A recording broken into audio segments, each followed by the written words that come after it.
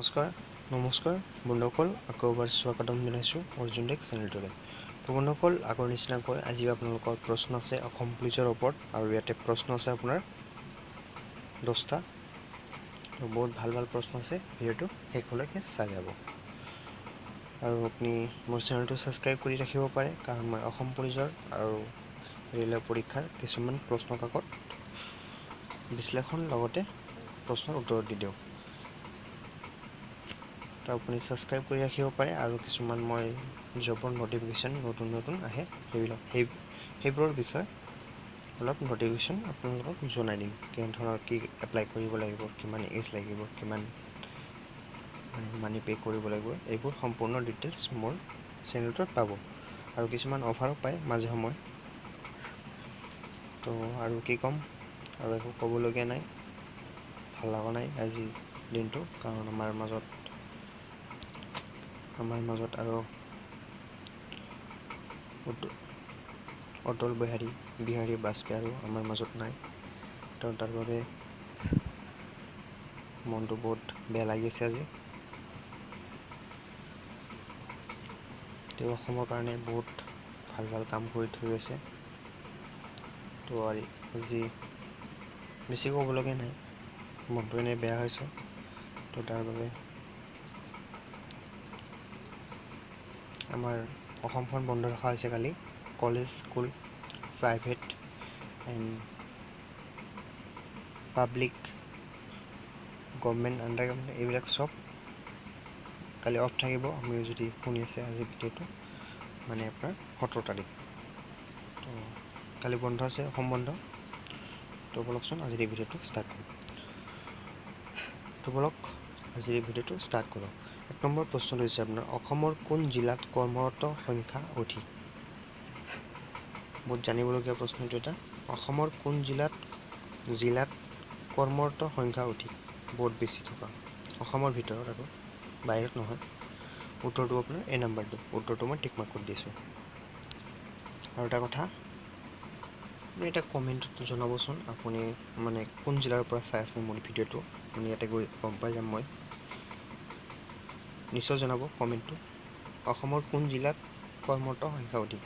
তো ইয়াৰ পৰা মই এটা আইডিয়া কৰিম আপুনি কোন জিলাত থাকে বা এতিয়া আছে। তো কমেণ্টত নিশ্চয় জনাব। তো বলক আজি 2 নম্বৰ প্ৰশ্নটো ষ্টাৰ্ট কৰিছোঁ। 2 নম্বৰ প্ৰশ্নটো হৈছে আপোনাৰ, ভাৰতৰ কোনখন ৰাজ্যত কৰ্মৰত সংখ্যা লোকৰ আটাইতকৈ বা সবাতকৈ কম?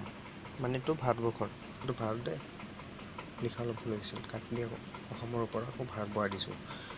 তো উত্তৰটো মই কৈ দি আছোঁ আপোনাক।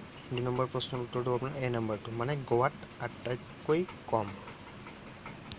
এইটো হ'ল আপোনাৰ 2 নম্বৰ প্ৰশ্নটোৰ উত্তৰ। তো বলক এতিয়া 3 নম্বৰলৈ যাওঁ।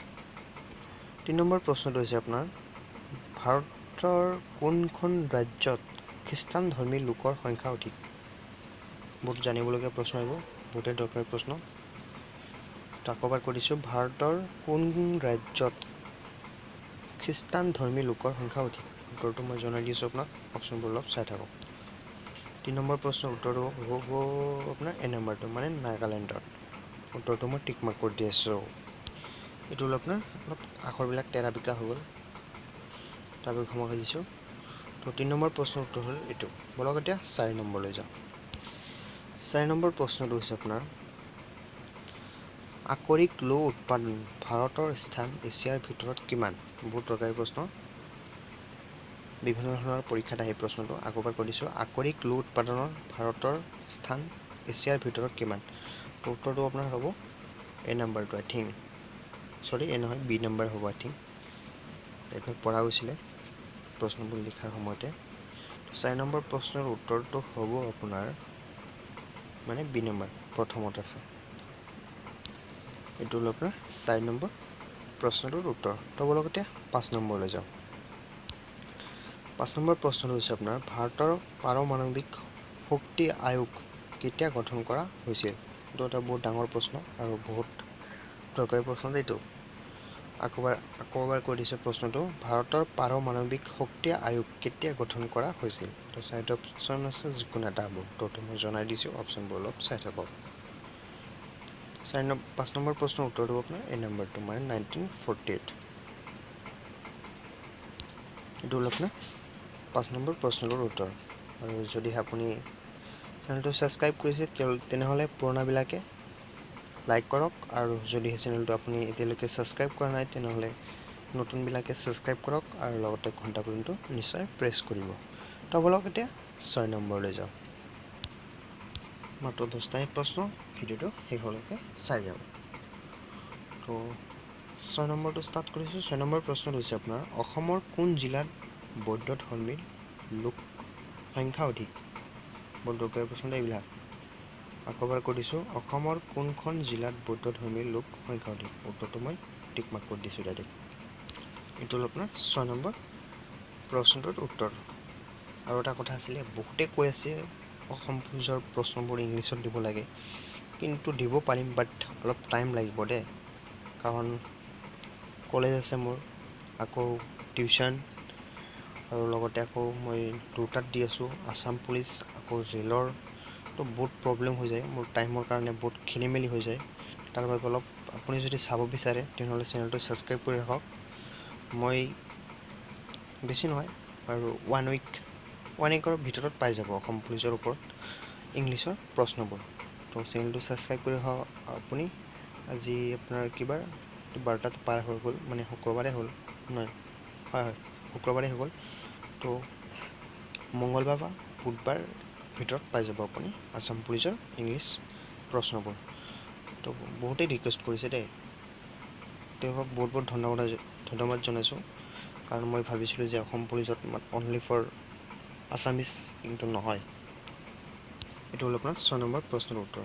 তো ৱেইট কৰি থাকক, বেছি সময় নালাগে, অলপ সময়ৰ ভিতৰতে মই জনাই দিম আপোনাৰ আছাম পুলিচৰ ইংলিছ প্ৰশ্ন পেপাৰবোৰ।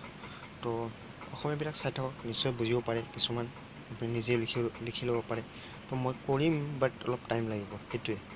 তো 7 নম্বৰ প্ৰশ্নটো ষ্টাৰ্ট কৰিছোঁ। 7 নম্বৰ প্ৰশ্নটো হৈছে আপোনাৰ 2003 আৰু 2004 বৰ্ষত ভাৰতৰ কোনখন ৰাজ্যত কপাৰ উৎপাদন বেছি? আকৌ এবাৰ কৰিছোঁ প্ৰশ্নটো, 2003-04 বৰ্ষত ভাৰতৰ কোনখন ৰাজ্য কপাৰ উৎপাদন বেছি? তো 4টা অপশ্যন আছে, যিকোনো এটা হ'ব, উত্তৰটো মই জনাই দি আছোঁ, অপশ্যনবোৰ অলপ চাই থাকক। তো উত্তৰটো আপোনাৰ এই নম্বৰটো মানে পঞ্জাৱ। এইটো হৈ গ'ল আপোনাৰ 7 নম্বৰ প্ৰশ্নৰ উত্তৰ। তো লগতে 8 নম্বৰলৈ যাওঁ, বেছি দেৰি নকৰোঁ। 8 নম্বৰ প্ৰশ্নটো হৈছে আপোনাৰ ভাৰতৰ কোনখন কেন্দ্ৰীয় শাসিত অঞ্চলত মুছলমান লোক সংখ্যা অধিক? আকৌ এবাৰ কৈ দিছোঁ, ভাৰতৰ কোনখন কেন্দ্ৰীয় শাসিত অঞ্চলত মুছলমান লোকৰ সংখ্যা অধিক? 4টা অপশ্যন আছে, নিশ্চয় ধৰিব পাৰিছে অপশ্যনবোৰ, দেখা দিছোঁ অলপ ভালদৰে। উত্তৰটো মই জনাই দিছোঁ আপোনাক, অলপ 1 ছেকেণ্ড বা 2 ছেকেণ্ড চাওঁ। উত্তৰটো আপোনাৰ বি নম্বৰটো, উত্তৰটো মানে লক্ষাদ্বীপ। উত্তৰটো মই টিক মাৰ্ক কৰি দি আছোঁ। এইটো হ'ল আপোনাৰ 8 নম্বৰ প্ৰশ্নৰ উত্তৰ। তো বলক লাষ্ট 2টাই প্ৰশ্ন আছে, ভিডিঅ'টো শেষলৈকে চাই যাব, প্লিজ ৰিকুৱেষ্ট কৰিছোঁ, আপোনাৰ বাবে ভাল হ'ব। তো 9 নম্বৰটো ষ্টাৰ্ট কৰিছোঁ। 9 নম্বৰ প্ৰশ্নটো হৈছে আপোনাৰ 2001 চনত লোকপ্ৰিয় মতে অসমৰ কোনখন জিলাত জনবসতি প্ৰতি বৰ্গ কিলোমিটাৰ সৰ্বাধিক আছিল? আকৌ এবাৰ কৰিছোঁ, 2001 চনত লোকপ্ৰিয় মতে অসমৰ কোনখন জিলাত জনবসতি প্ৰতি বৰ্গ কিলোমিটাৰ সৰ্বাধিক আছিল? 4টা অপশ্যন আছে, যিকোনো এটা হ'ব, উত্তৰটো মই জনাই দি আছোঁ, অপশ্যনবোৰ অলপ চাই থাকক। উত্তৰটো হৈছে আপোনাৰ চি নাম্বাৰটো, মানে নগাঁও।